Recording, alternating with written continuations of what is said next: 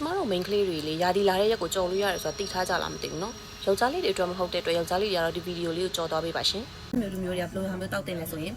ကိုသွားမယ့်ရက်နဲ့ခရီးသွားမယ်ဆိုလဲခရီးသွားဖို့ရက်မတိုင်ခင်3ရက်လောက်အလိုတွေကနေပြီးတော့ဒီလိုမျိုးစေးလုံး28လုံးပါစေးလုံးနော်ဒါကိုကျမတို့ညာစေးတို့တားစေးတို့အဲ့လိုခေါ်တာပေါ့နော်ဒါကတော့ Marvin 28ကျမတောက်တဲ့ကတ်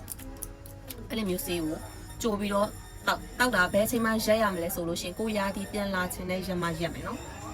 ဒီ3ရက်ကြိုတောက်ဆို3ရက်ပဲတောက်ရမှာမဟုတ်ဘူးခရီးသွားနေတဲ့တောက်လျှောက်9ရက်သွားရင်9ရက်လုံးတောက်ရမှာပြန်လာပြီးပြန်ရောက်ပြီးဆိုတော့ငါတော့ရာဒီလာရင်လဲရပြီဆိုပြီးလဲရက်ကြမှာ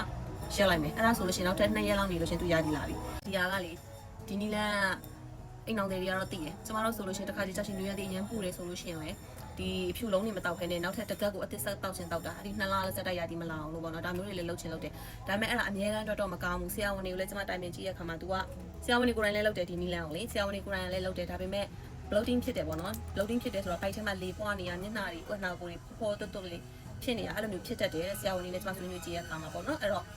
ခရီးသွားကြရှိတဲ့သူတွေရေးပေါ်ကိစ္စတွေရှိတဲ့သူတွေကတော့လှုပ်ပါအဲ့တော့အများနဲ့လှုပ်တင်လာဆိုတော့အများနဲ့တော့မလှုပ်တင်ပါဘူးရှင်တန်းအပြိုမာလေးတွေညီမလေးတွေမသိမှဆိုလို့လာပြောပြပေးတာပါတခုတတိထားပေးရမှာကဒီကိစ္စဒီအများနဲ့လုံးနေဖို့မဟုတ်ပါဘူးရှင်ရာဒီကမောက်ကမဖြစ်တတ်ပါတယ်